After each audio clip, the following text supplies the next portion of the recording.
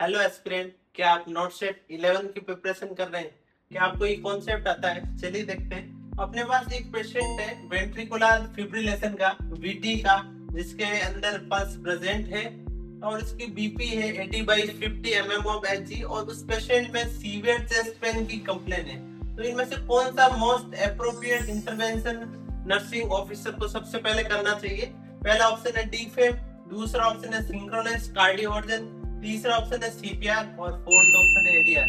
क्या ये कॉन्सेप्ट आता है? मैक्सिमम स्टूडेंट 1 2 3 तीनों ऑप्शन में कंफ्यूजन है, इसका आंसर कौन सा होगा? सबसे पहले मैं इसका आंसर बता देता हूँ, एक्सप्लेनेशन सुनिए, इन तीनों का कॉन्सेप्ट आज क्लियर हो जाएगा। इसका आंसर होगा सिंक्रोनाइज कार्डियोवर्जन, जबकि स्टूडेंट इन दोनों में कंफ्यूजन है।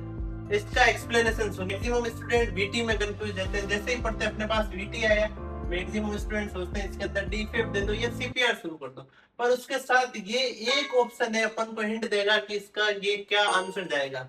अगर पल्स प्रेजेंट है तो उसको डीफेब और सीपीआर क्यों दोगे भाई? पहले से उसमें पल्स प्रेजेंट है तो आपको सिंक्रोनाइज कार्डियोवर्जन करना है, जो सिंक्रोनाइज आर वेव के साथ दिया जाता है।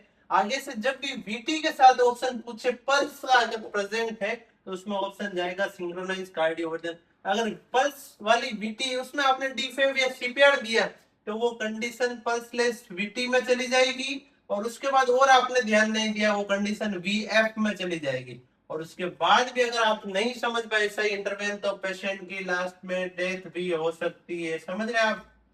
तो आगे से जब भी पूछा जाए पहले तो वीटी ऑप्शन देखते हैं, पहले देखो पल्स है कि नहीं है। अगर पल्स है तो ये दोनों ऑप्शन ऐसे ही कैंसिल हो गए, और अगर पल्स नहीं है तो फिर डीफेब देना ही पड़ेगा।